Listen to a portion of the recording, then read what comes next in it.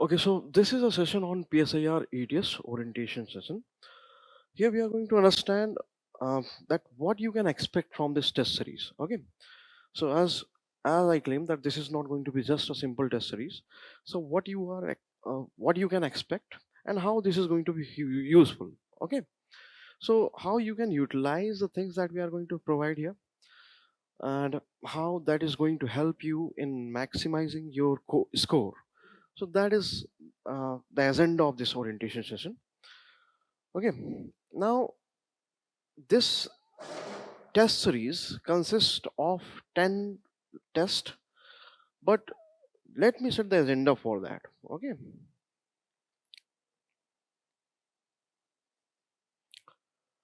the sole agenda of this test series can be summarized in following points. Okay, and these are: firstly, you need the conceptual clarity.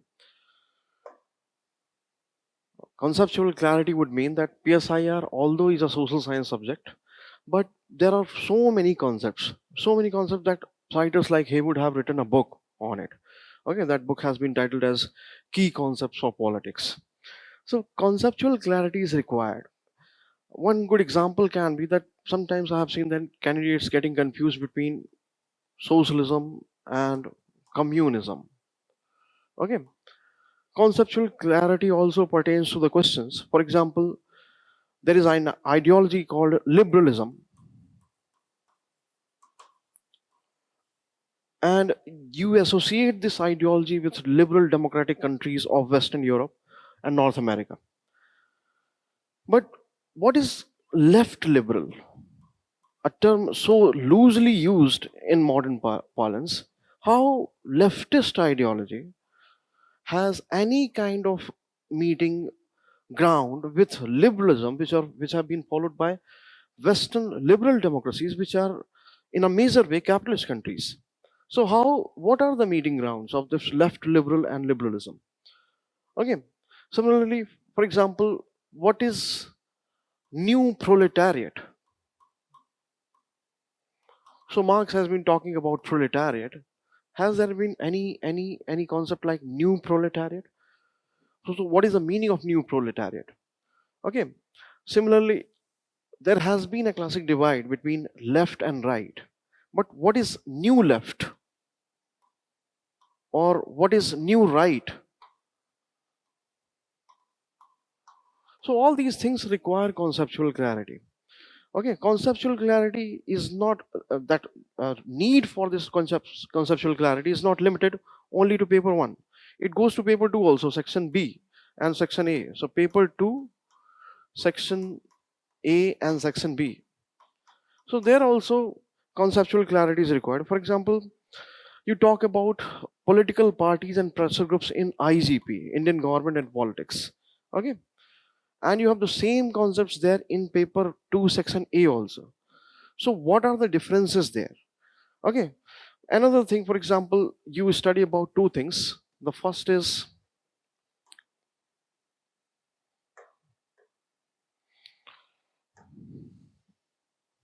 radical democracy,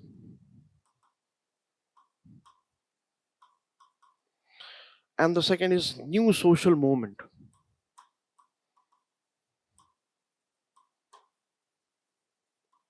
Okay, so are the same things? For example, can I say that new social movements help in establishing the radical democracy? So in areas where actually conceptual, it is not just about theory, they are proper concepts. Okay, what is, for example, you know a lot about Indian democracy, but what is consociationalism, a concept of consociationalism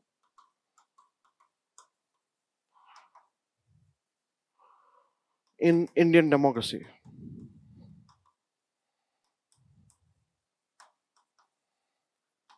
Okay, something very common, but associated with a concept which has been well theorized by political scientists.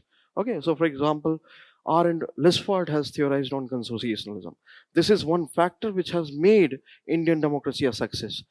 Is an exception in Afro-Asian Latin American countries. For example, you see that in major number of post-colonial societies, the countries have reverted back to either dictatorship or any other kind of political structure which is not democratic.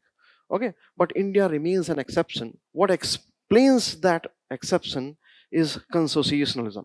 So what is that?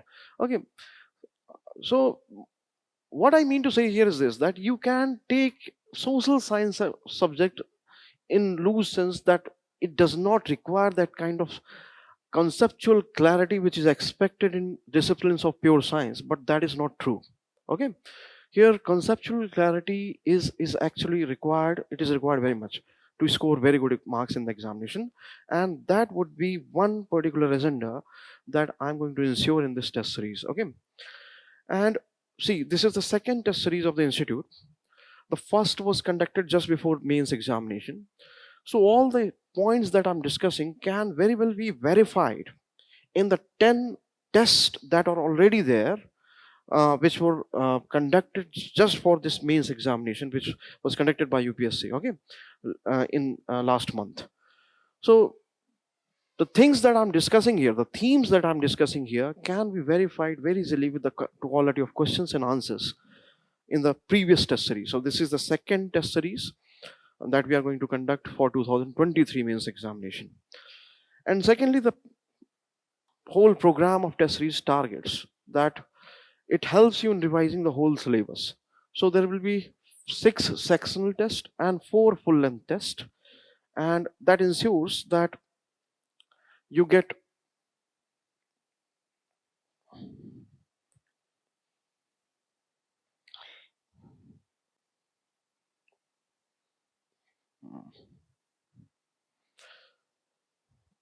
$280 questions in total.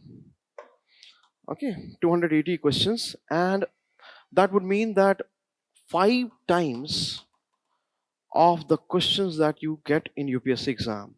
Okay, so these 6 sectional tests. Okay,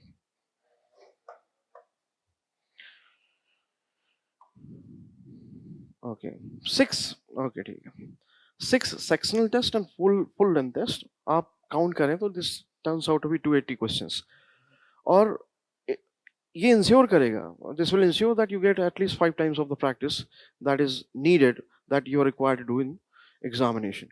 Okay, this also gives the ample space, ample scope for covering the whole syllabus. Okay, so the questions that are going to be framed, they are going to be framed by keeping this target in mind, that it covers the whole syllabus with least repetition, and that again is very much visible in the tests that have already been conducted for the examination that took place in last month. Now also understand that whenever there is a repetition of questions, that is very intentional, because the question setter, I consider those questions very important for that particular year. Okay, so this is the agenda which is going to be fulfilled, and that is why 6 sectional tests and not only 2 full length tests. Okay, 4 full length and 6 sectional tests ensure or give ample space to cover the whole syllabus. Okay, now see that the second thing is ensured by number of tests and number of questions, and this third objective or third agenda is actually something which I take it very personally, that my target here would be to set questions and to provide you model answer which help you to score 300 plus. And how we are going to do that, how we plan to do that, that is something that you can see is the agenda of this orientation class also. Okay, so if it seems to be convincing by the arguments that we are going to provide, that how this test series is designed, and this can be easily verified by the test series which has taken place for the last month examination. So just look at those points. Okay, so target 300 plus and how to do that. Then test series also aims to add value to your content, and how it is going to do that, mainly by the model answers that we are going to provide. Okay, so the target is that while reading those model answers, you add value to your content. How valuation will take place, that is also something which we are ensuring by extensive references from the periodicals and journals. Okay, I will provide the list, and I'll also provide that how they are relevant from examinations point of view, how the questions have been framed from the journals and the periodicals that have been cited in the model answers. Okay, and finally, because this is a dynamic subject, you know that almost 50% of the syllabus is dynamic, and that is why it becomes very necessary to cover current affairs. But this coverage of current affairs is not similar to what you do in GS or general studies papers. This is going to be distinct, different from that, because the sources themselves are very different. Okay, what I have found that during this preparation, although candidates might be knowing about various sources, but it becomes difficult to cover all those sources. Okay, so the agenda of test series is to help you to cover those sources. For example, sources like Foreign Affairs Magazine, Foreign Affairs Journal, India Quarterly Journal. Okay, I have provided the full list, and then I will show that how the entries in those journal have been used by the question setter in UPSC. Okay, so this will be the scheme of the whole test series, that there will be 6 sectional tests, 4 full length tests, and total number of questions will be 280. Okay, with least repetition, and whenever there is repetition, it is very intentional, because those themes are very important from examinations point of view in that particular year. Okay, now as I told you that this is the sole objective that I'm keeping in mind. Okay, if you want to target 300 plus, then this is a test series that is going to help you. So we will be delighted in our endeavor to help you to achieve that goal. Okay, so that is the sole objective that we are actually working for, 300 plus score. Okay, now how to achieve that 300 plus score? See, understand that you might have seen various trend analysis of the papers. Okay, that in this particular year, this particular section of the syllabus was prominent. In that particular year, this particular section of the syllabus was prominent. By the trend analysis that has been conducted by me, I am very much convinced that I cannot rely on that trend analysis which highlights that this particular section is going to be important for this particular year. UPSC has been designing paper by keeping in mind the whole syllabus. Okay, and of late they have started framing questions which are asking you to interlink. Okay, so for example, in the last paper, you have seen that they have asked to interlink Ambedkar's justice with Rawls' injustice. Okay, so that means what? You have to study justice as a topic, which is there in paper 1, section A, and also Indian political thought. So you remotely think of associating or connecting Indian political thought with something which belongs to contemporary political theory. Okay, but they are framing questions on that.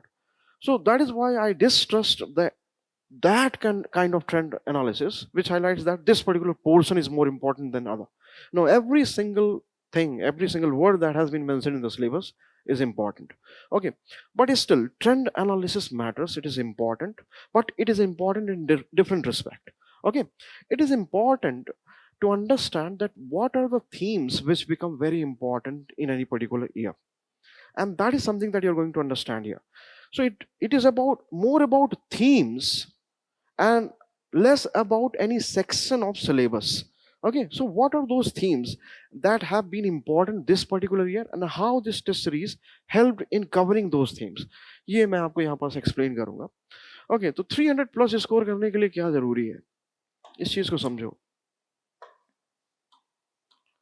इसमें complete knowledge of the syllabus, जिसको मैंने fill in the blanks छोड़ा है, यहाँ blank fill करोगे तो ये complete knowledge of the whole syllabus, thorough knowledge. Okay, and that is why I distrust any trend analysis which emphasizes on any particular section of the syllabus over other. That is not going to help you. They are asking questions which are demanding interlinking of the concepts, interlinking of one concept with the other, one portion of the syllabus with the other portion, and that is why thorough or complete knowledge of the syllabus is required. Okay, and that is the aim of the test series, because that is what we are aiming for. We are not going to emphasize on any particular section, although there will be emphasis on themes. Okay, I will discuss that later. Then current affairs, thorough knowledge of current affairs, because uh, what happens that you are expected to cover IGP, Indian government and politics, and Indian foreign policy. So this is paper 1 section B, and this is paper 2 section B. 90% of it and 100% of it is dynamic. Getting it? So uh, considering that making of the constitution and some portion of India's freedom struggle, that part is static, and other portion of IGP section is very dynamic. Indian foreign policy, that is paper 2 section B, is completely dynamic, and many sections of paper 1 section A are also dynamic. Okay, so for example, globalization, then key concepts of politics, key concepts of global politics, okay, nuclear question, terrorism, many new issues in IR, for example, religion, all that actually belongs to contemporary issues. So current affairs, knowledge of current affairs, not only knowledge, actually proper analysis of current affairs is necessary. How to do it, we are going to talk about that also. And then two things, interlinking, both these points are actually related to interlinking, but there are two aspects of interlinking.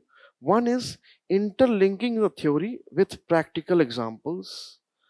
I'm talking about paper 1 section A and paper 2 section A. There you have to pick up the practical examples. But second aspect is also very important, that is adopting theoretical perspective in dynamic portion. So for example, things that you study in theory are to be applied in dynamic sections. So for example, theory का part आपने समझिए कि for example you studied about J.S. Mill, and then you get a question on political ecology of free speech.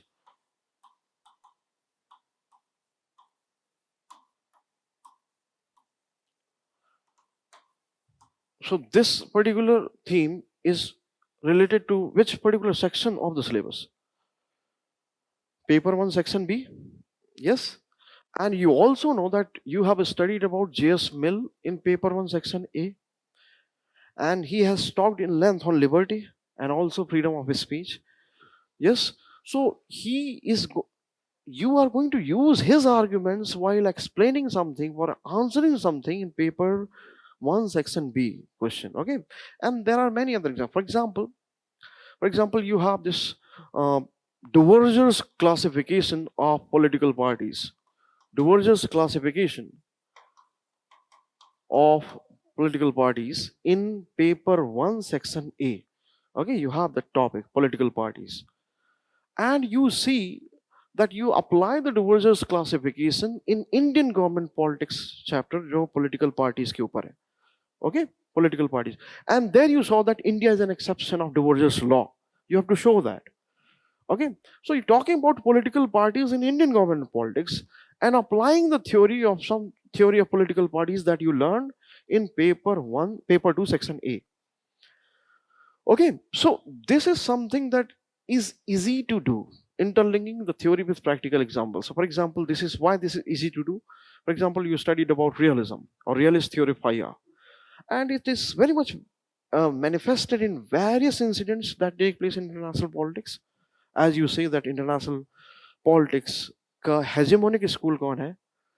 Realism. So realism being the hegemonic school of international politics and international relations, give ample examples whereby you can interlink it with practical examples. The very crisis that is manifesting in Ukraine after the invasion of Russia is a good example of realism. Yes, it is a good example of various concepts that you learn in realism. For example, security dilemma. Yes, तो उसका security dilemma का concept क्या है? Action of one state endangers or poses the threat perception to the other state.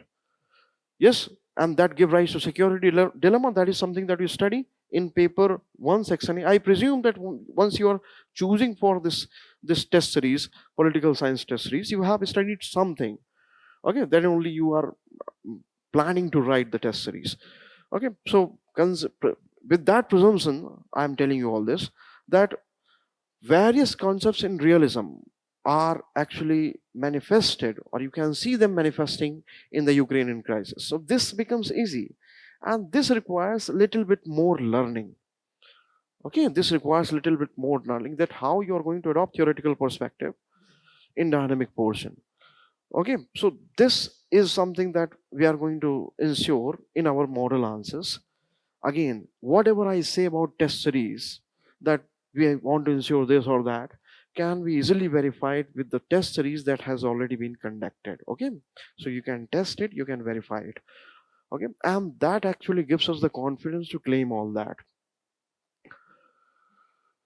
Okay, so these are the areas improvement, other than the things that, for example, you have to cover the syllabus thoroughly. Okay, you have to revise it multiple times, then you have to remember the names of the scholars and books, although I'm going to also emphasize on the extent to which you have to do that, because overuse of scholars and the names of book titles and all that is sometimes counterproductive. Okay, because uh, overemphasis or overuse of names of scholars shows that you do not have your own arguments. Okay, so they are to be cited only to prove, only to provide substance and evidence to your own thinking or your own arguments. So there you have to choose the scholars, and there you have to use their statements. तो उसका overuse भी actually that is counterproductive. Okay.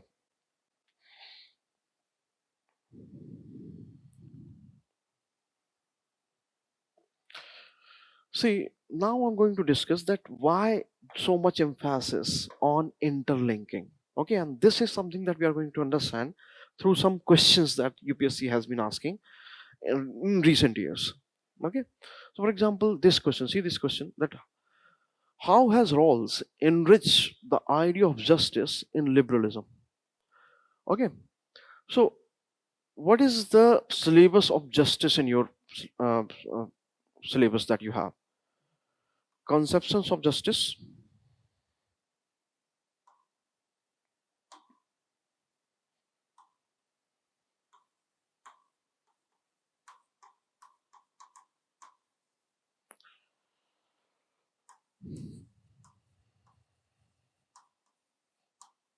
with a special reference to Rawls' theory of justice,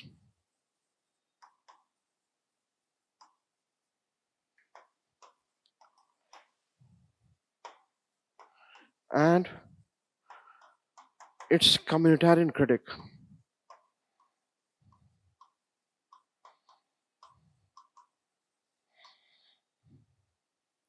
Communitarian critic.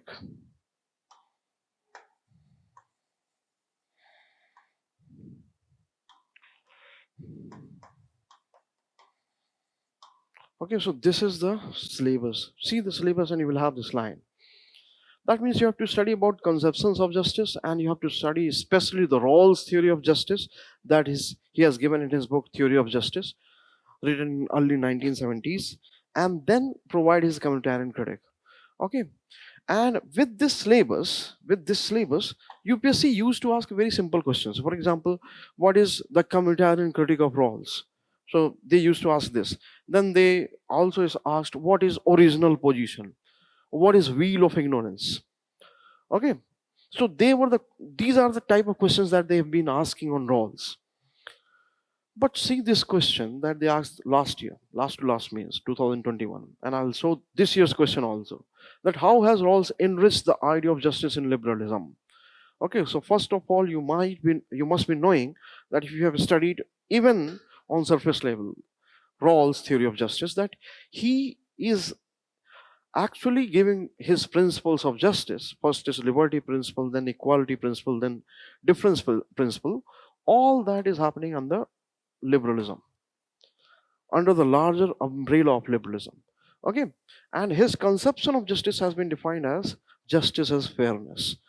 Okay, so you needed to show that how his principles of justice developed the very idea of justice or enriched it under liberalism.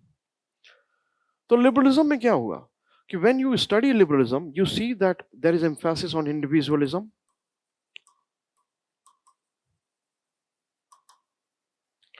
and liberalism talks about atomistic individual.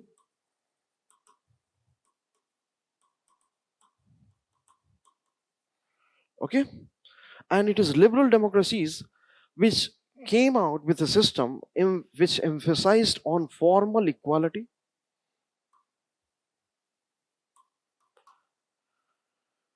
And these concepts actually ensured that under liberalism much emphasis was placed on individual rights.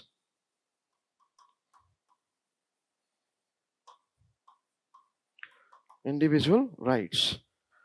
Okay, so the conception of justice. Justice as a basic principle does what? Justice as a basic principle brings reconciliation among different values. Okay, so it actually refers to a system whereby the distribution of rewards and punishment is very fair. Okay, but while bringing about reconciliation among different conflicting values, justice or a conception of justice, conception of every conception of justice consider any particular political virtue or value to be an ultimate value. So liberal conception of justice considered individual rights, or you can say liberty, as the ultimate virtue. Okay, liberty as the ultimate virtue. और उसका net effect क्या हुआ, उसका net result क्या हुआ? What was the net result there? That liberalism itself became preoccupied with individual rights. Okay, so there was an obsession with individual rights. Okay, so this was the problem under liberalism. And after that you saw the emergence of what? Emergence of utilitarianism. Okay, utilitarianism, key figures here: James Mill and Bentham. Yes, and what they saw, they considered utility and not the liberty as the individual as the ultimate value. So utility replaced the liberty. Under liberalism I'm talking about, not talking about Marxism or socialism. Under liberalism only, utility as a principle replaced what? It replaced liberty. And the principle of justice turned out to be one whereby it aimed for designing those policies, those kind of legislations which are going to deliver maximum happiness for the maximum number of people. Okay, so that is in simple words, you know, as utilitarianism. So how it was the development? Utilitarianism, was it a development, or did it enrich the idea of justice under liberalism? Yes, very much. How? Because traditional way of liberalism, when it looks into justice, emphasized on individual right, emphasized on liberty, and not only that, it became obsessed with individual rights or the welfare of individual. So in that sense, utilitarianism made a progressive departure, because it is not talking just about individual or individual rights, it is talking about maximum number of people. Okay, maximum number of people. So you saw that even before the entry of Rawls, utilitarianism is enriching the idea of justice in liberalism. Getting it?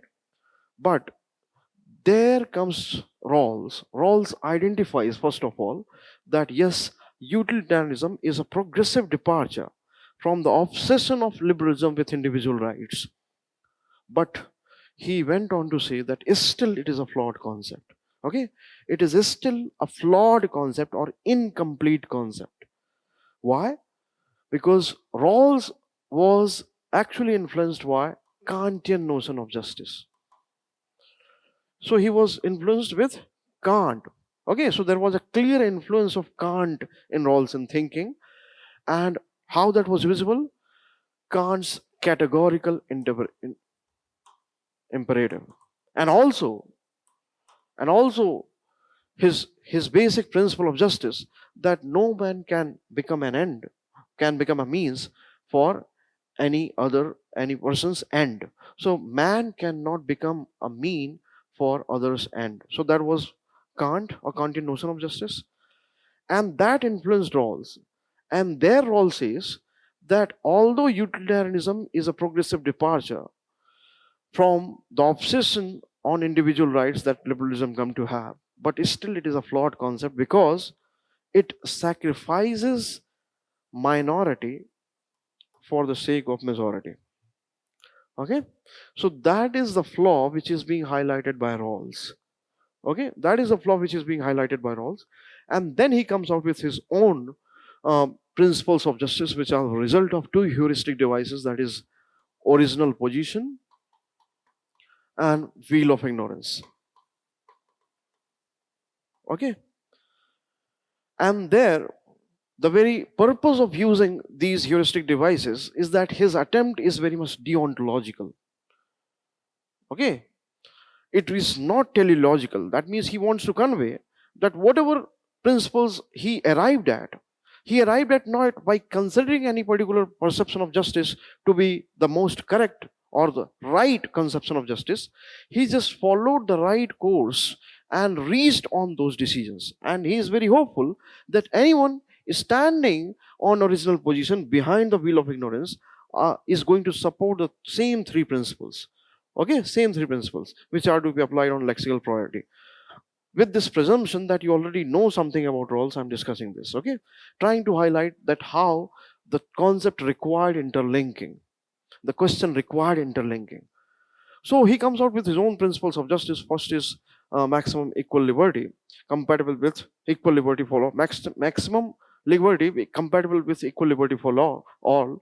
And then there will be inequalities are going to be justified only on two grounds, that is public offices are open to all, and then they are to be justified only if they are beneficial to the most disadvantaged section of society, something that is called difference principle. So that is Rawls' three principles of justice. Okay, so that answers a question. I can say that 70% of the question is answered, that how there has been enrichment. Okay, how there has been enrichment. But further enrichment of conception of justice is going to happen when he attracted communitarian critic.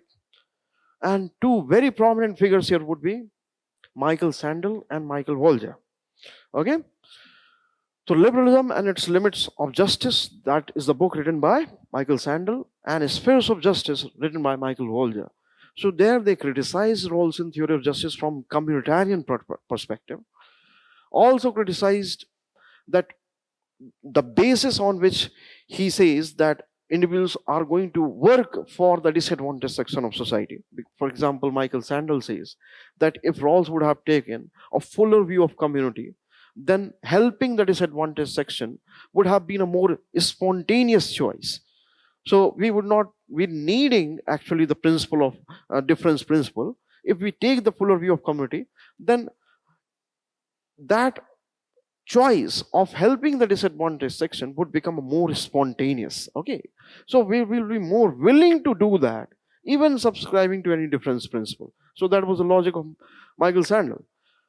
And then Michael Volger also criticized that we can't have this universal conception of justice because different goods have different meanings in different societies. Okay, so the famous statement of Michael Volger, whereby he uses the term difference so many times. Okay, the essence was this, that we can't just superimpose the conception of justice, the principle of justice, in a universal manner. Okay, because societies differ from each other and they accord importance to different goods in different manner. Okay, the very meaning of different goods actually changes in different societies. And that is why the principle of justice should emerge from that community itself. It should not be imposed from any outside entity or outside philosophical venture. So that was the criticism offered by Michael Volger. Okay, summarizing things in short span of time, just hinting that how, in what line you needed to answer this question. Okay, and then further enrichment when he is going to respond to communitarians in his another book, Political Liberalism. So there he comes out with what? Various conceptions. For example, he comes out with reflexive equilibrium. Okay. He also comes out with another concept called burdens of judgment. He also claims that his conception of justice is not an overarching principle of justice. It is very narrow and is to be applied only by institutions. Okay, in that sense, it is a political conception of justice.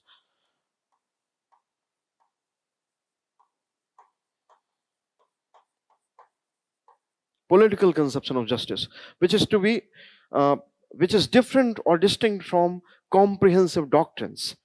Okay, so what was reflexive equilibrium?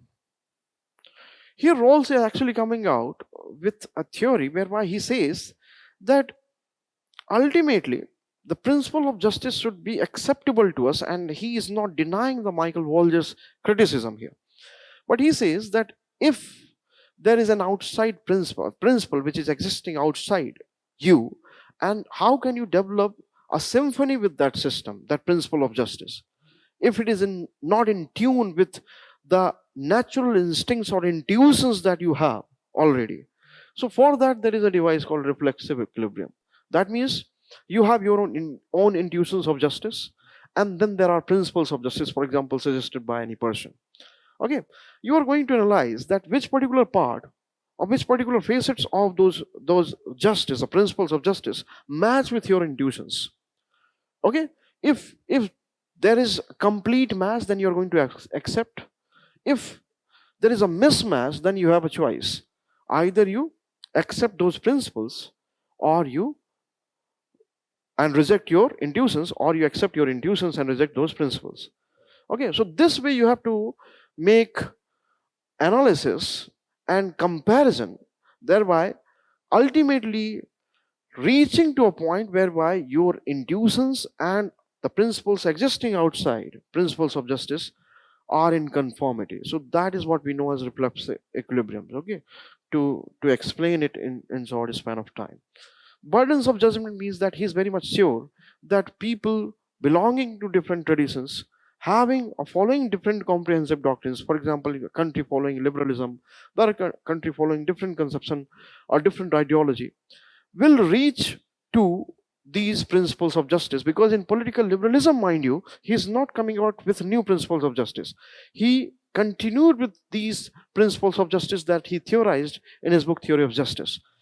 But he is very sure that those principles of justice are going to be acceptable because people are reasonable and they have to explain the outcomes or the consequences of their actions. Okay, because they have this burden of judgment, and that is why they are going to accept it.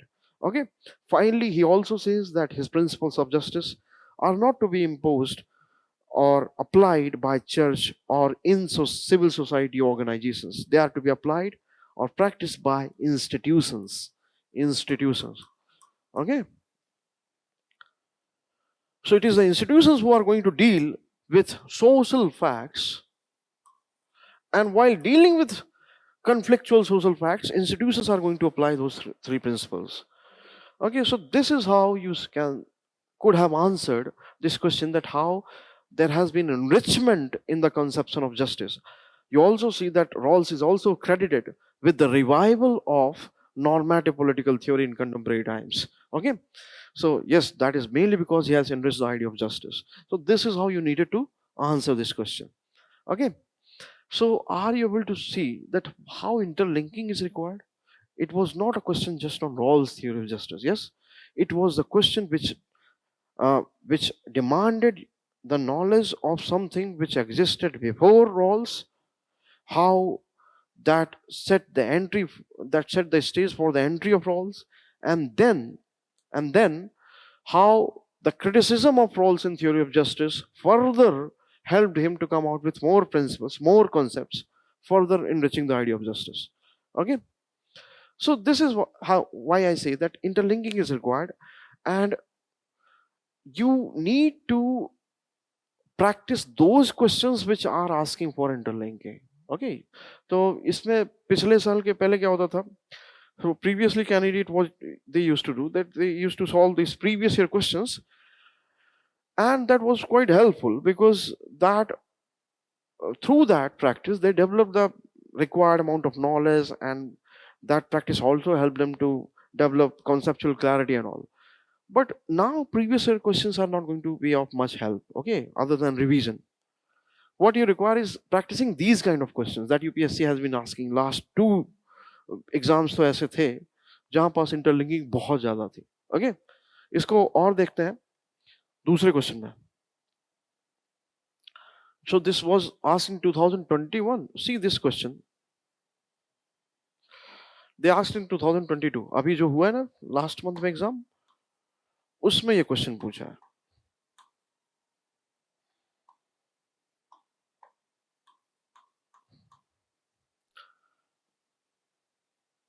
So Dr. Ambedkar's idea of social justice leads to egalitarian justice as compared to Rawls' justice as fairness, which यहाँ पास typo है, which aims at, which the original question is, which aims at notion of pure procedural justice. Okay, so ये question, this is the question. So what is asking? It is asking to comment. Comment means you have to take a position, whether you support it or oppose it. If you don't support it, then why? If you oppose it, provide your arguments, and then if you support it, then why you support it. Okay. So Dr. Ambedkar's idea of social justice leads to egalitarian justice compared to Rawls' justice as fairness. I told you that his conception of justice has been simply defined by himself only as fairness, which aims at notion of pure procedural justice. So question ये बोल रहा है कि doctor Ambedkar का जो social justice का idea था, that was leading to egalitarian justice. अभी देखिए, when I explained you this particular answer,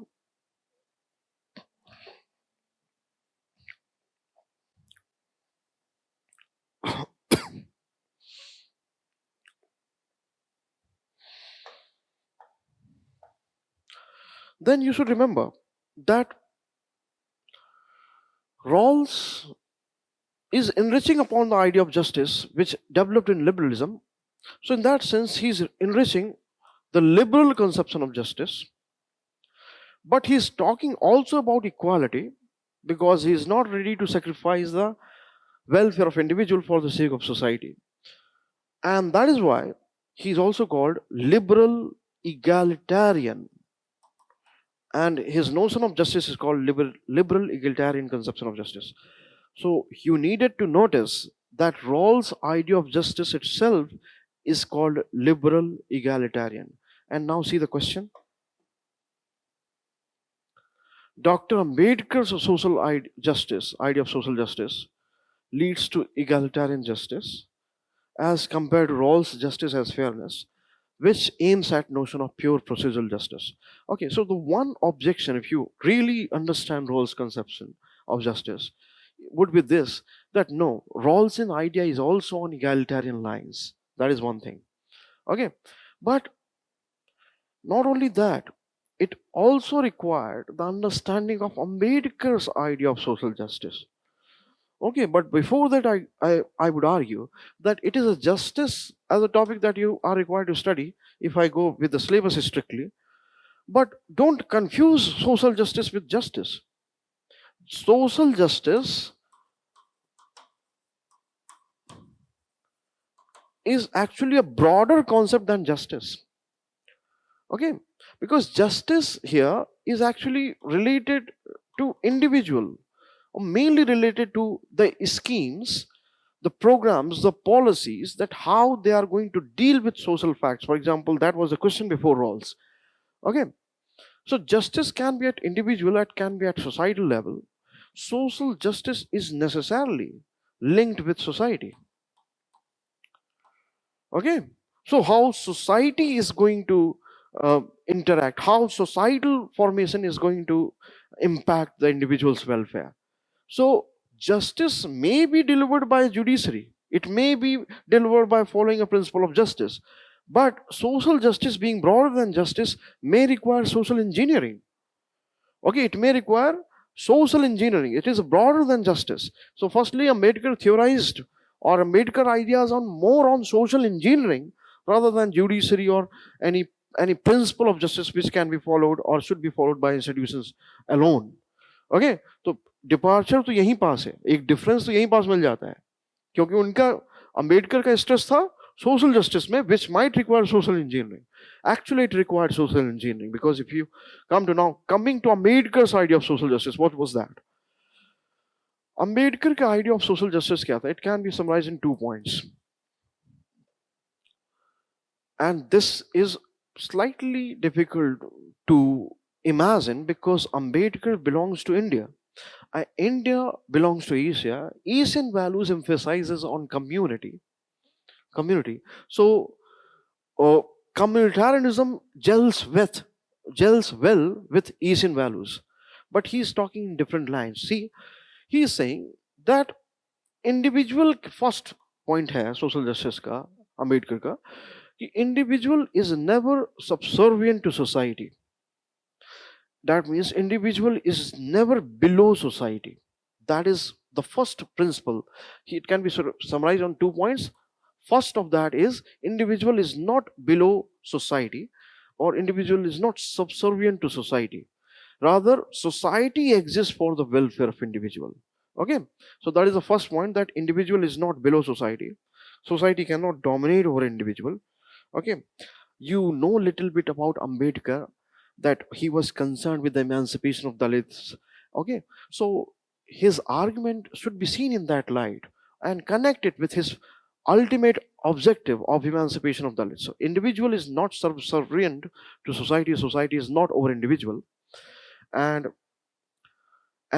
if at all individual has to follow societal norms, then that should be for the welfare of individuals, that should be for the proper development of the personality of individual. Okay, so that is the first thing that he talked about. Okay, that is, individual is not subservient to society, society is not over individual, and if at all individual has to follow certain social norms, that must be directed towards the development of his personality. And the second is that societal norms means how society is going to be arranged or formed, are going to be founded on the considerations which stress upon, or which are founded upon, the principle of liberty, equality, and fraternity. Okay, even in Constituent Assembly debate, he emphasized on these values, and he said that they form a trinity.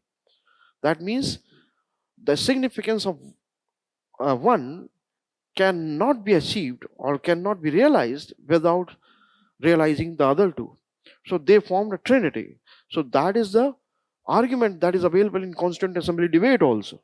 Okay, so this is Ambedkar's idea of social justice, emphasizing on individuals' welfare and never allowing societal norms of society to supersede individuals' welfare. So that is one. Second is the societal organization, or the very formation of society should be on the principles which consider liberty, equality, and fraternity. So they should be founded on these principles of liberty, equality, and fraternity. In simple words, society should be founded on these three principles, which form trinity. Okay, that is Ambedkar's idea of social justice. Okay, so first of all, Rawls' idea of justice is not asking about social engineering, but this will require social engineering. Okay, so there has been a scholar, James Massey. Okay, Massey. And this scholar has theorized on Ambedkar's idea of justice, and there the consensus is that to ensure this, at least in Indian society, a great deal of social engineering would be required. Okay, and you can say that even the affirmative action, which acts as a sledgehammer to uplift the masses, especially Dalits, actually is in the direction of social engineering. Okay, so this is Ambedkar's idea of social justice. Definitely, if it is followed in Indian context, would have led to egalitarian society or egalitarian justice, because that is the ultimate aim here. Okay, now also understand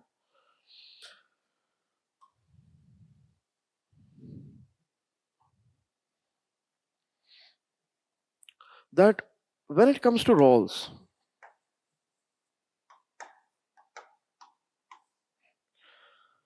Rawls' idea of justice, you can say, is political conception of justice. आपने पिछले question में भी देखा, political conception of justice.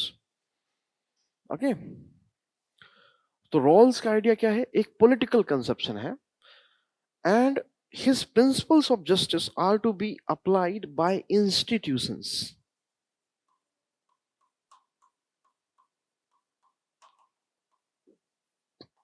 Institutions.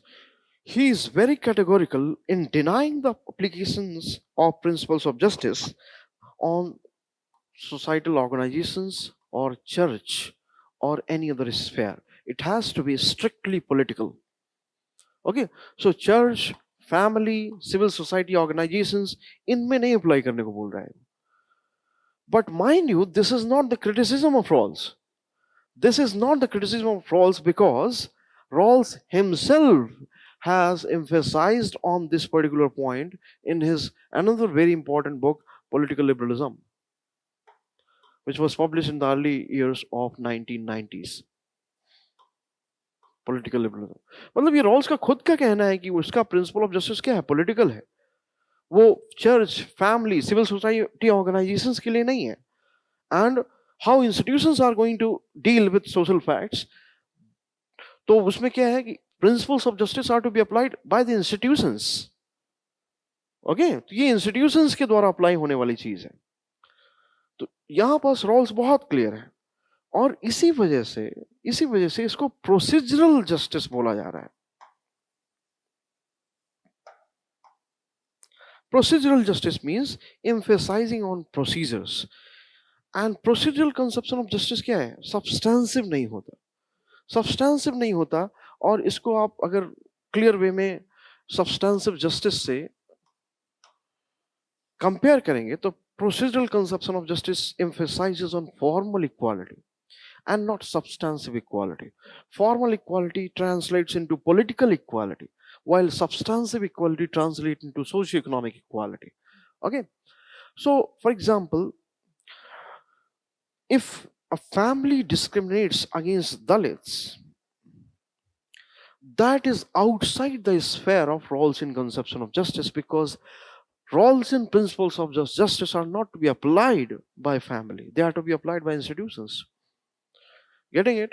So how institutions are going to deal with these facts, that the remedy of that is the solution of that problem is actually is provided by Rawls and not the social engineering. So यहाँ पास क्या है? Social engineering का component है. Okay, that will require the overhauling of society. One way of doing that is providing them protection, providing that disadvantaged section the protection, and also ensuring their welfare through affirmative actions. Okay, asking and expecting the constitution to become a social document or the document of social revolution. Okay, so वो चीज ज्यादा broad है, इस sense में, क्योंकि वो सिर्फ procedural नहीं है, वो बहुत हद तक सब्सटेंसिव जस्टिस के करीब आती है. Okay, so although Rawls claims that, and it is also accepted in the community of scholars, that his conception of justice is liberal, egalitarian, but is not completely egalitarian, because the complete egalitarian justice cannot be delivered just by institutions. It can't be just political, it has to be social, it has to cover the domains of church, family, that is religion, family, civil society organizations. Yes or no? So that is the thing that you needed to cover here. Again 20 marker question. अब यहाँ पास क्या है? आप justice में, आप तो अम्बेडकर को भी पढ़ते हैं तो सोशल जस्टिस नहीं पढ़ते. ओके, उनका बुद्धिज्म में एम्फेसिस था, उसको आप पढ़ते हो. तो ये चीज है जो आज के कैंडिडेट्स मिस कर रहे हैं अपनी प्रिपरेशन में, और यही आइडेंटिफाई करके this test series has been designed. Okay, Just for example, in the very last test series that was conducted, that was the first and this would be the second, I asked a question on this, that comment on Ambedkar as Buddhist Platonic. Ambedkar as Buddhist. So this was a question. In question 10 test हुए थे, तो test 7 में question 1 का कोई part है ये, जिसको मैं अभी साइड कर रहा हूँ. Ambedkar as Buddhist Platonic. So there his idea has been explained. Okay, so he's Buddhist. Yes, you know about that. Okay, he has been following many teachings of Buddha, but he's Platonic also. And how he's Platonic? Okay, and how his Buddhist Platonic role helps him to deliver those ideas which are related to social justice. That was the theme of the question there. Okay. It is superfluous to claim that there have been repetitions of questions. I'm saying that this is very natural that there will be repetition of questions from test series because we are working so hard to ensure that. और उसका भी और आपको clear होगा कि क्यों ऐसा है. Okay, so I think this is clear.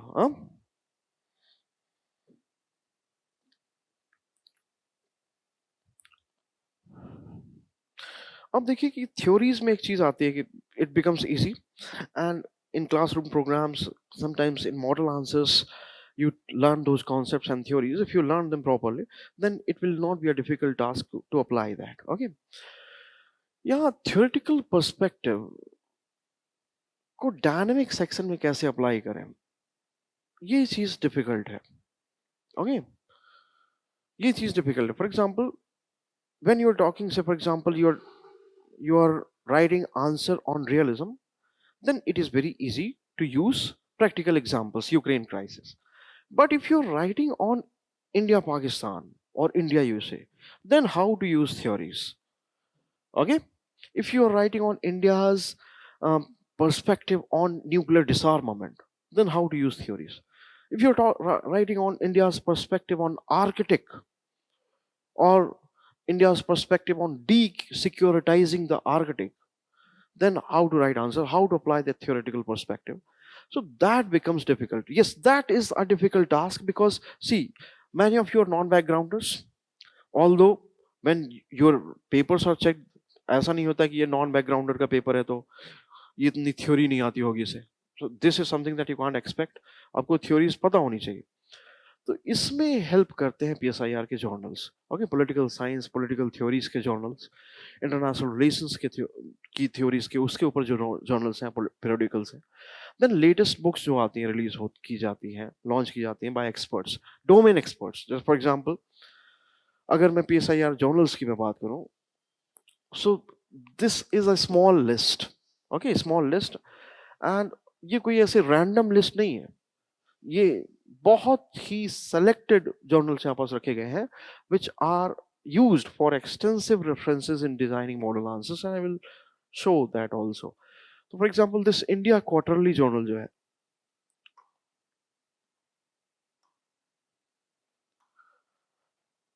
ये India Quarterly Journal किसका है? Indian Council of World Affairs का है. Now if you live in Delhi, you can go to Sapru House Library and you can subscribe it for free. Okay, but subscribing it is not the solution. वहाँ hundreds of pages में journals होते हैं और it becomes difficult to read that. Okay, so first visiting the library and subscribing that is difficult. If you access it online, then that is available almost 15,000 rupees a issue. That is not available on Amazon. So from the student's perspective, this is not practical. Okay, आपके लिए आसान क्या होता है और जो doable है वो क्या होता है? Indian Express पढ़ लेना, द हिंदू पढ़ लेना, ओके, ORF जैसी वेबसाइट्स देख लेना, कभी कभी IDS से देख लेना. But this becomes difficult. But there you don't learn. आप करंट अफेयर से अपडेट हो जाते हो. You don't learn to apply theory in practical or dynamic portion of the syllabus because that is not the purpose. But here the purpose is actually very narrow. That is application of the knowledge of any discipline in understanding what is going on around the globe. Okay, so that is the very purpose of journals. इसीलिए journals हैं भी actually. अब ये studies in Indian politics, again a journal on Indian politics, a very good journal. यहाँ पास आपको articles मिलेंगे Rajiv Bhargava, actually Indian political scientist ही इसे एडिट करते हैं और कंट्रीब्यूट करते हैं. Okay, so it is Indian political scientist who edit and contribute to it.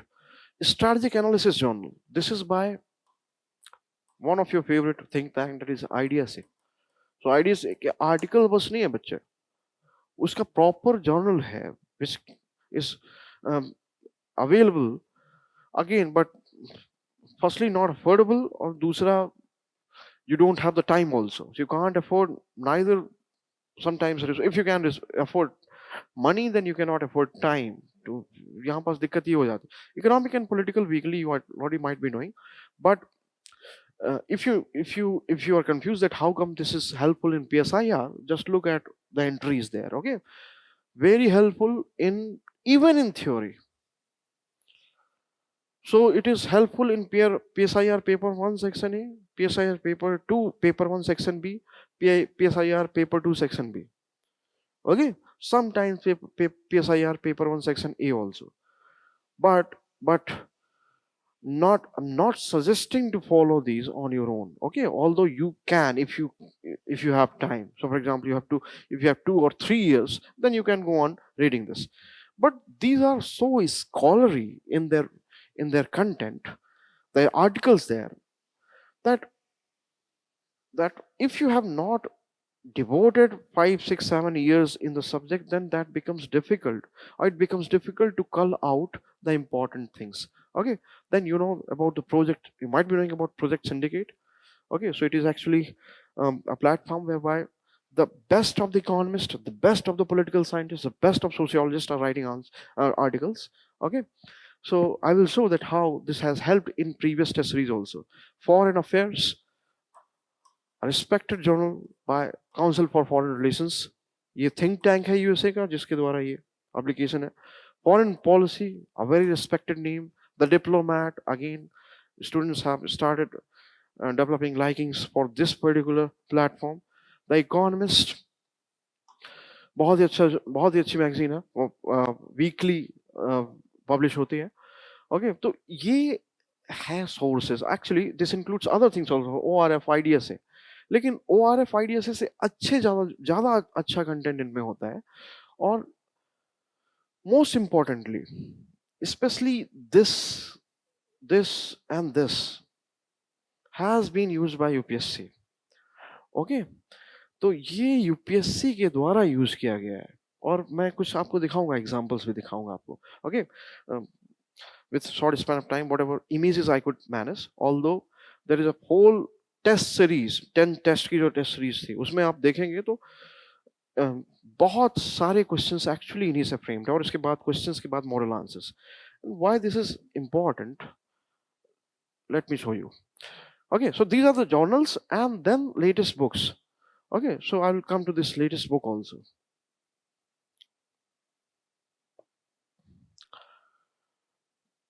ये question, why South Asia is considered as what's politically and economically least integrated region, explain. And this was not a 10 marker question. Okay, this was not a 10 marker question. This required knowledge. Okay, knowledge. अब इसमें आप बात करेंगे कि south Asia का, ठीक है, world bank की रिपोर्ट है कि लीस्ट इकोनॉमिकली इंटीग्रेटेड रीजन है. अब बात करेंगे सार्क की. Okay, but I don't think that beyond that general जो सोर्सेज हैं वो इसके बारे में जानकारी देते हैं. Okay, and there in this article actually the theme which was investigated was the same only, and this is from India Quarterly, Indian Council of World Affairs. Okay, and when I have chosen these articles, actually I have framed questions on that in the test series that was conducted. Okay, so how the references from your journals and periodicals that I talked about are being used extensively in the test series. This is a glimpse of that. Okay, not saying that you cannot do without this test series, not saying that you cannot do without these journals. I'm saying that this will be helpful. Okay, and that is something which which is something which makes us delighted about it. Okay, so this is our aim here. See this question, although easy question, but the very theme, the very statement, non-alignment was little more than a rational strategy on part of materially weak India to maximize its interest with a bipolar distribution of global power. Okay, so when India joined non-alignment movement, okay, in retrospect, this has been called an idealist step of Prime Minister Nehru, but then scholars went on to analyze it more and found it real politics, found it based on real politics. So this way we ensured that we continue to have cooperation with both the camps. Okay, so it was little more than a rational strategy on part of materially weak India. That means what? That if the argument is that it is based on real politics, then the statement is saying that it's not just on real politics. It was based not just on real politics. There were some substantive, idealistic, and you can say more than idealistic principles which became the ground for this choice of joining this non-alignment movement or initiating this movement, because India was a founding member. Okay, and this entry of India Quarterly Journal emphasized on this, was written by on work Jorawar Daulat Singh and Sudhanshu Tripathi. Okay, and I'm saying taking the questions, I'm actually picking up the articles which were written in quarterly journals preceding that time. Okay.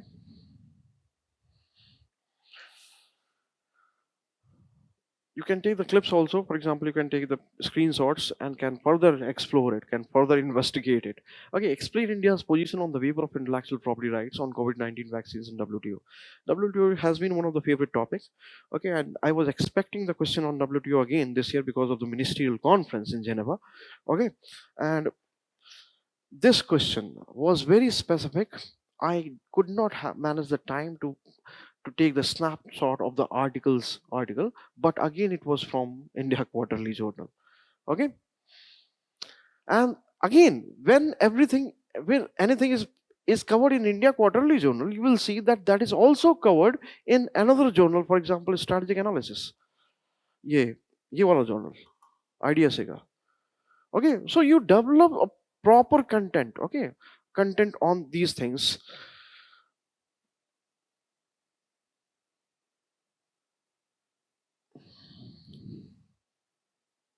Examine the impact of India's role in global nuclear order. Again, a clear entry was there in the Strategic Analysis Journal.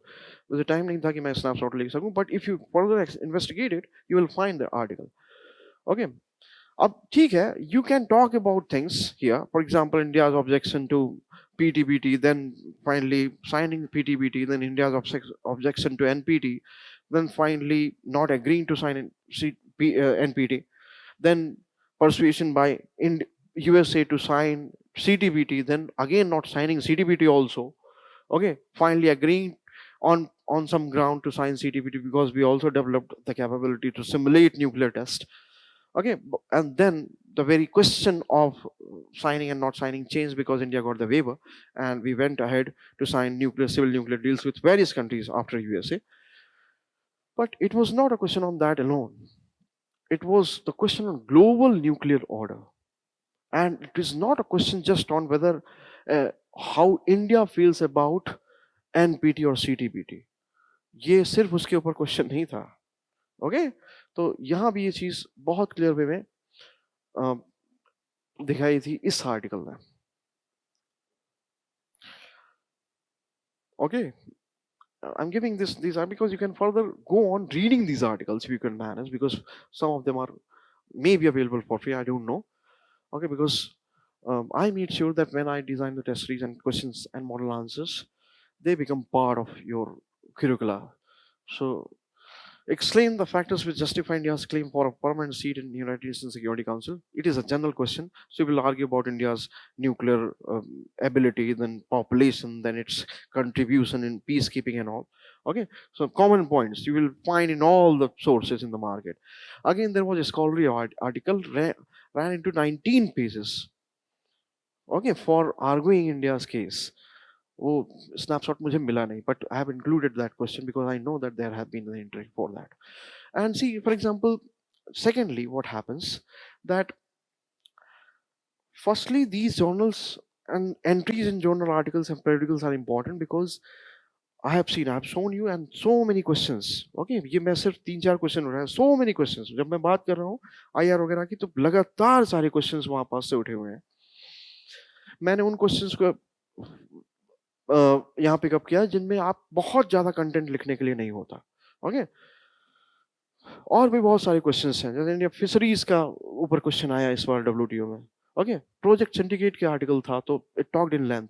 Otherwise I have not seen the Hindu और Indian express और even ORF emphasizing on that particular sector so much that you could be answering or you could become capable of answering that question in as a 20 marker question. अगर आप देखेंगे तो fisheries का question 20 marker का question है. तो आप WTO Geneva conference के बारे में पढ़े होंगे, इंडिया के जनरल ऑब्जेक्शंस पढ़े होंगे, लेकिन फिशरीज के ऊपर अकेला क्वेश्चन, वो भी 20 मार्कर का. सो that was covered in in project syndicates article. तो मेरा यहाँ पास पॉइंट ये है कि पहला तो क्वेश्चंस डायरेक्टली इंस्पायर्ड है वहां पास, ये चीज. दूसरा कि जो मैंने थीम्स की बात की थी कि ट्रेंड एनालिसिस में कुछ थीम्स इंपॉर्टेंट हो जाती हैं. तो for example Ukrainian crisis as a theme was important this year. Okay, so that was an important theme and its impact on India's relations with outside world. Then another thing which was theme which was important was deglobalization.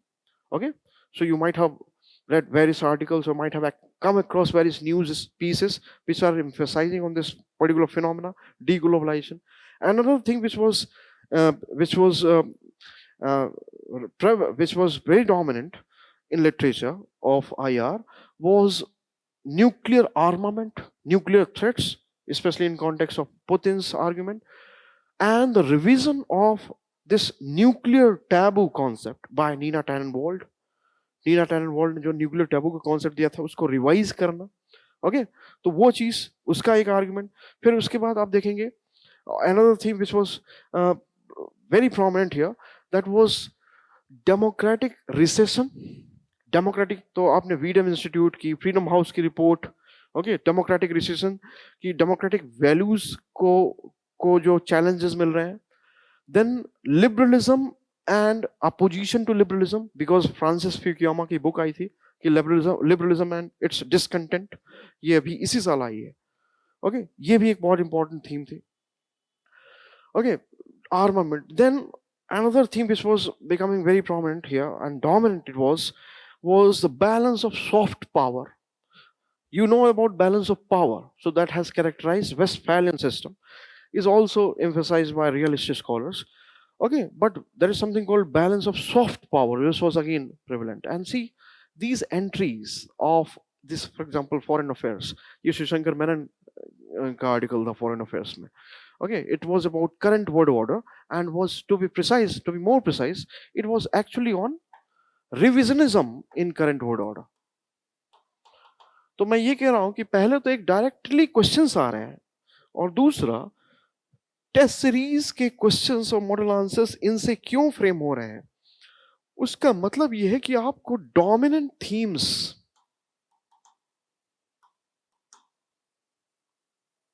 Prepare कराने, और वो dominant themes क्या है, you have to use that in answers so that वो जो theoretical perspective है dynamic portion में use करने के लिए वो आपको मिले.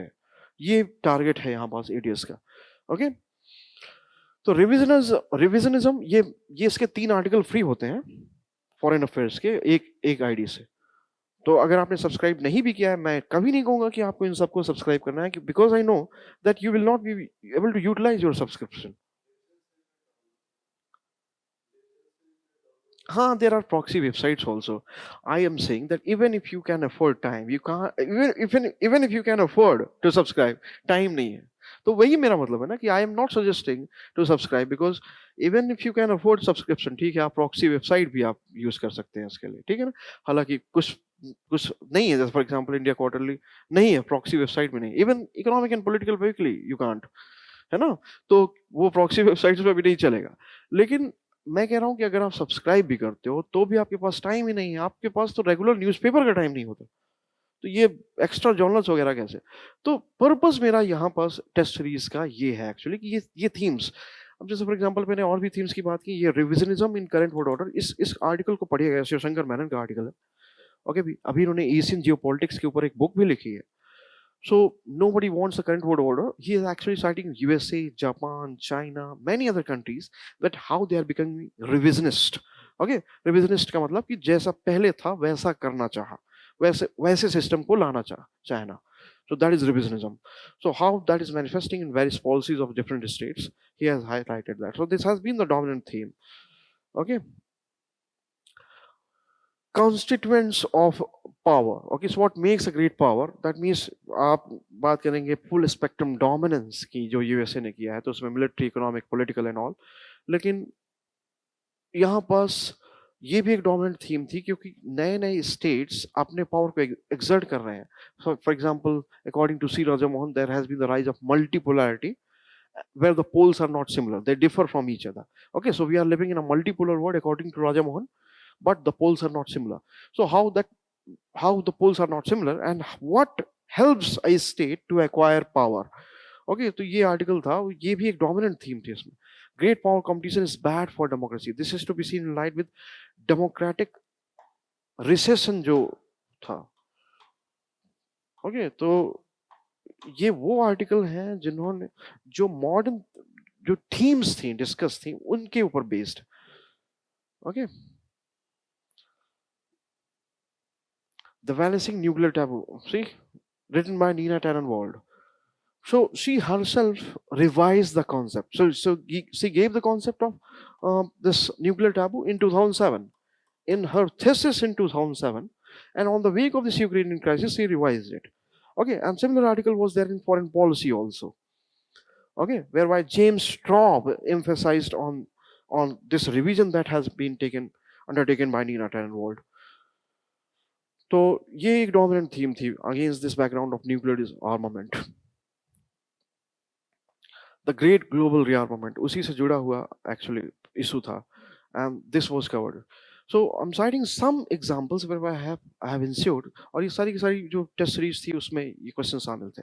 सो please ensure that you at least request for those questions which have been asked in previous test series, क्योंकि ये मैंने कहा मैं रिपीट करूंगा, it is superfluous to show that how that has been relevant in the examination that took place last month.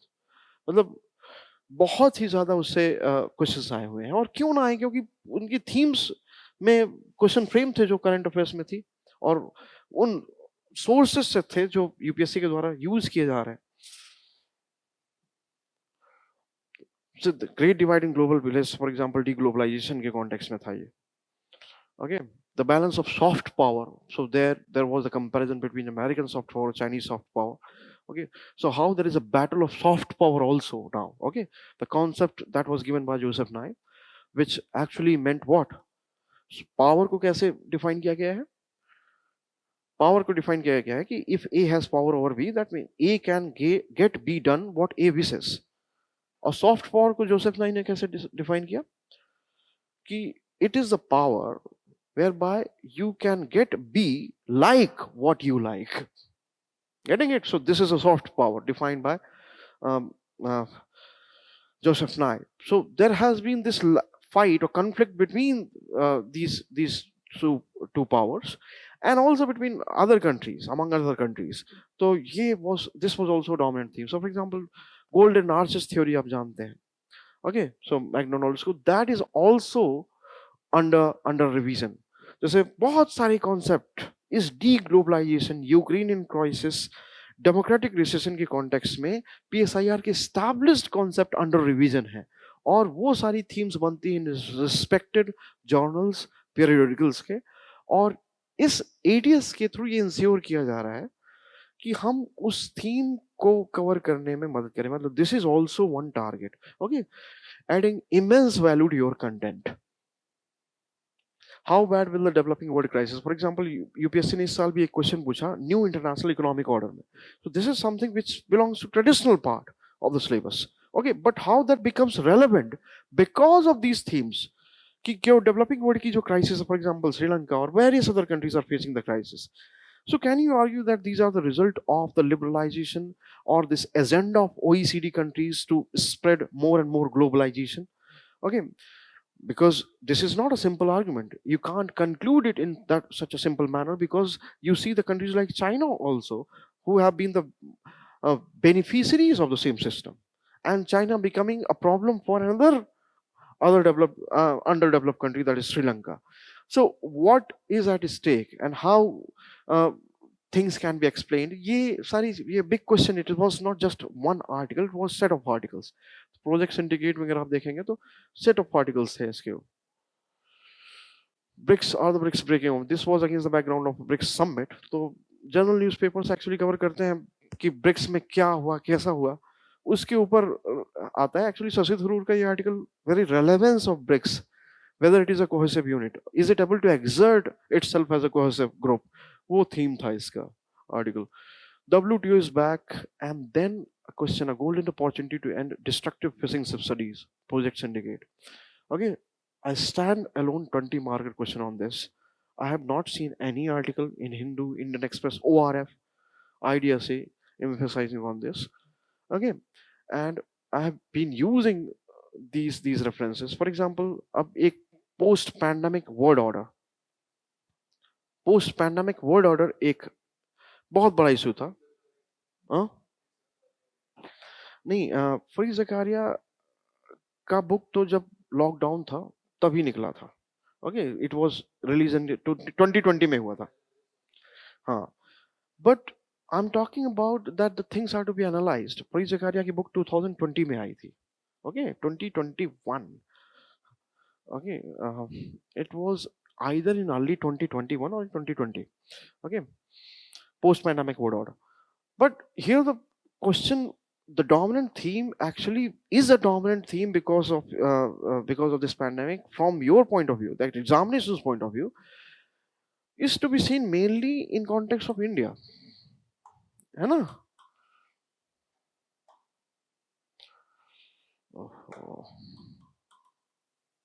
India के context में देखना था, और इसके लिए जैसे एम्बेसडर सुरेंद्र कुमार की बुक थी, India and the post pandemic world, wisdom tree publication. So that covered the whole pandemic issue, and it is actually in series of the series of the first book जो pandemic के पहले आई थी.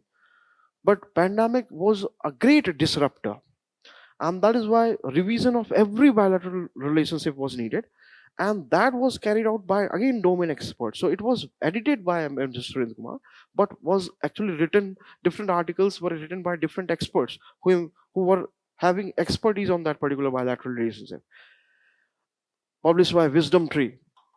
And I made sure that complete test 8 section B is covering the post-pandemic India's foreign policy. तो पूरी की पूरी book ही, और उसके बाद जैसे for example there are some things, for example India China is again very relevant bilateral relationship, because China being the most prominent foreign policy challenge. The authority here is Kanti Vajpayee, तो उनकी एक latest book आई थी. Okay, so that was made part of ATS, some questions, and also all the model answers related to India China. Okay, then ये तो कुछ है. जैसे for example मैं स्ट्रेटेजिक एनालिसिस के भी खूब सारे articles, economic and political weekly लिखे. मियर सीमर्स आर्गुमेंट, आप पॉलिटिकल साइंस के स्टूडेंट्स हैं तो मियर सीमर को जानते हैं. Okay, an offensive realist, John Mearsheimer. So he has been writing on the Economist ने बहुत अच्छे से कवर किया था मियर सीमर को. So that became part of our model answers and also questions Ukrainian crisis के context में realist perspective. Okay, so this way it has been ensured that we help you to cover these sources. Not only that, culling out all the relevant part, ensuring that if the questions that they are going to ask is motivated by these sources, then you're able to answer it. And along with that, also ensuring that you develop the knowledge on the dominant themes which you are going to use in your answers even if there is no direct question.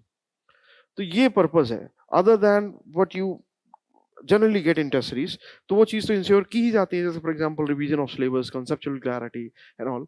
But this is something that has been a target, और ये मैं कह सकता हूँ और बहुत surety के साथ कह सकता हूँ कि has been very helpful in for those students who have been writing. Okay, तो we are delighted to help you in that manner if you consider that help necessary, or if you find that this is going to help you in writing better answers or being more confident about the preparation. Okay, any question?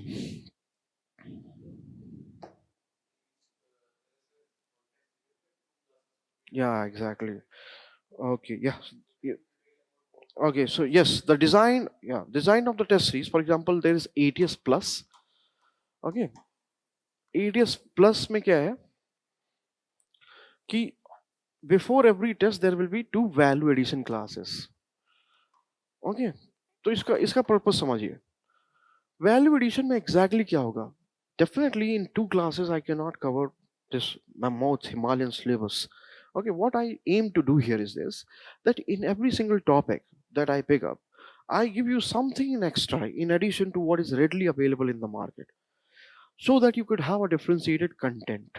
Okay, because if I aim to cover everything which is there in form of differentiated content in 280 question, even that is not possible, because I cannot make every single question a unique question. You will be demotivated to answer it. Okay, so there will be some questions which are going to be easy, then there will be some questions which are going to be tough. Tough in the sense that I want you to develop knowledge, to inculcate ability to answer the questions which might be a bouncer in real examination, and also to come to know that what is so special about this particular theme. So that will be the target there. But what is, many things are not covered there, वो सिर्फ test series में नहीं cover हो पाती. तो उसके लिए वो क्लासेस हैं कि पहली चीज तो जो टेस्ट सीरीज में बहुत ट्राई करने के बाद भी कवर नहीं हो पाया, तो वो कवर हो जाएगा यहाँ पास. For example there are 10 themes, 8 of that could be covered in test series, or 6 of that could be covered in test series. तो बाकी के 4-5 जो themes है वो कवर हो जाए. दूसरा, थ्योरीज में ही मैं बात करूंगा कि मैं स्टैटिक सेक्शन की बात करूं, तो इसमें भी I have seen that in market there is a common content which is available. Everyone is reading the same content and expects different marks, है ना. तो एक एवरेज मार्किंग हो जा रही है पीएसआईआर में इस टाइम. तो उसमें वैल्यू ऐड कैसे करें? ओके, तो उसके लिए for example I have use extensive references of the books for static portion. तो for example for western political thought you study कोई बुक आप जो आप पढ़ते हैं, for example Mukherjee and Ramaswamy. Okay, या फिर आपने इग्नू पढ़ रखा है, या फिर आपने किसी कोचिंग इंस्टीट्यूट का मटेरियल पढ़ रखा है, तो उसमें वैल्यू कैसे ऐड करें? तो वो मेरा काम होगा कि I have taken references from many textbooks. Okay, for example Stephen जेली है, ओह सॉरी सैफ अली झा है, और उसके बाद पॉलिटिकल थ्योरी के जर्नल्स हैं जो मैंने आपको बात की थी जर्नल्स की. तो पॉलिटिकल थ्योरी में journals, for example Plato's idea of justice, so how to develop a different perspective, or at least include different scholars in Plato's idea of justice. How to inculcate the ability to see the Platonic idea in Ambedkar's theory. तो ये सारी चीजें वो value addition का part बनेंगे. Okay, definitely this is not going to cover whole syllabus. That is impractical to expect and to attempt. Okay, but in every single class there will be certain a content which is going to enrich your understanding and will give you also this confidence that now you have something in addition to what is readily available in the market. Okay, so this is the target of those value addition classes.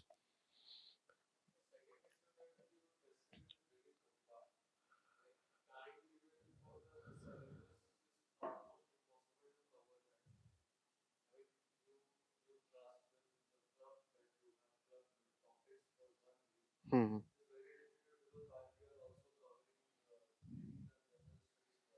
Hmm. Okay. Yes.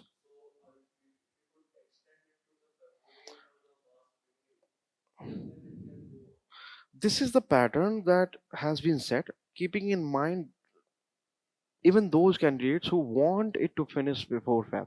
Okay, but you have full freedom to write the test even after the due date, even after the due date. So you can design your own program, and this time period to write answers will be valid till the point you write main examination. Okay, so you can design it or reset the timetable according to your comfort. So for example, a test is on, says for example, um, 10th November, you can attempt it on 20th November. Okay, and that will be examined, that will be uh, reviewed. वो बिल्कुल इसमें कोई difference नहीं होगा, और ये ensure किया जाएगा कि आप जस्ट मतलब for example your target, we are targeting to.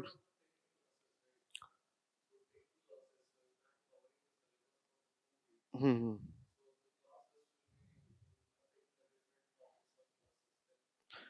नहीं, जो वैल्यू या एनरिचमेंट क्लासेस या वैल्यूडेशन क्लासेस, उसमें क्या है कि for example there is a test on political theory, then I will be picking up the topics to discuss in political theory, to discuss in validation classes which are related to political theory part. Okay.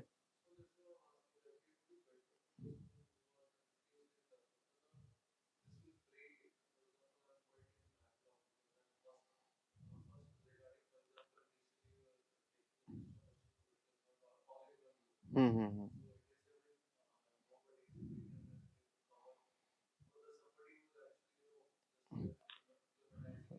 Uh-huh. Hmm. Yeah, for that only I'm telling you. Exactly, exactly. It becomes difficult. Yeah, it is difficult. Yes, accepted it is difficult, especially with current affairs, especially with current affairs and general studies and all. Okay, for that only we have given this freedom to write according to your comfort, and we will treat your paper as if it has been written on due date. No difference at all. But we can't extend it. We can't design a test series which is going to say, for example, till Feb or March, because then those who are well prepared might not find the things suitable to them.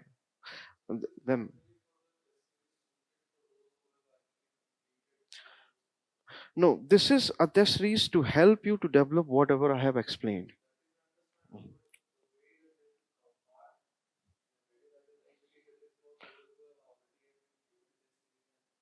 I have not seen a candidate who is always or any time confident about writing the Western political thought. This is the feeling that you will always have. Even a candidate appearing third times, writing third times the means examination, will not find it easy to revise the Western political thought in one day. Okay, because Western political thought बहुत lengthy चीज है. But every time you don't have to appear on due date. You can change it. All the classes will also be recorded. तो वो भी आप अपने according change करते हैं, and this I think is there for general studies also, कि अगर 15 days का भी गैप है तो 15 डेज में जनरल स्टडीज का वो पार्ट नहीं कवर हो पाता. It takes more than that.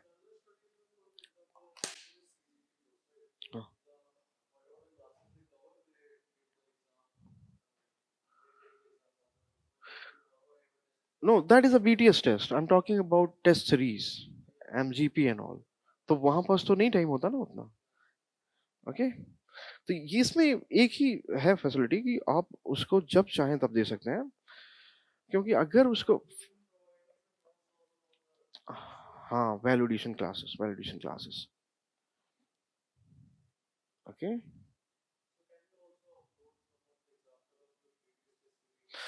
You can ask it. Yes, you can take all those questions. I told you, you can get it. You can get it from Sanjay. Okay. All those who want to see the test series that was conducted for means 2022 can ask for, can request for those papers. Okay, and can analyze the questions, the quality of questions, and can also match the questions that have appeared in UPSC examination. So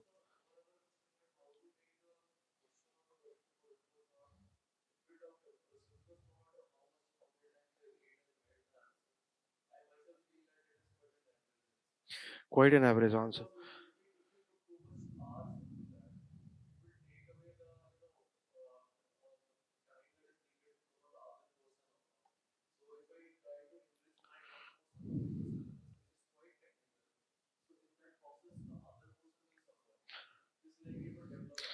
Exactly, exactly, exactly. I understand that. The question is that how to develop the content for writing good answers, or you can say an enriched answers on the portions whereby you have studied things from a source, and then when you write questions answers on that, then you yourself are convinced that this is just an average answer. There comes the role of things like validation or test series. ये इसी purpose के लिए है. So for example, developing the content on Plato on your own, or theory of justice on your own, would require so much time. Okay, यहाँ पास क्या है? For example, you needed to develop the content on democratic recession or global rearmament or India's foreign policy after pandemic. तो इसको अपने से पढ़ने के लिए पूरी की पूरी बुक है ना, कांति वाजपेयी की पूरी बुक इंडिया चाइना के ऊपर, या शिवशंकर मेनन की पूरी एशियन जियो पॉलिटिक्स के ऊपर, तो उसका उसके लिए ये टेस्ट सीरीज और वैलिडेशन है. मतलब we are working for that only.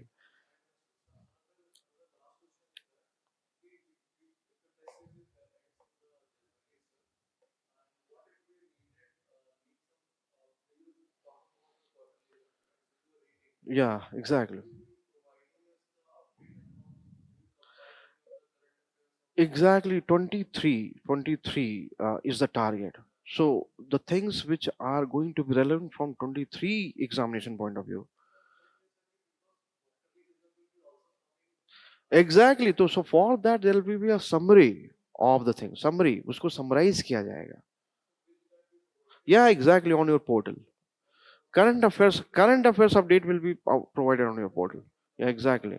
Yeah, exactly. So for example, January to September आपको cover करना है. So that will be provided.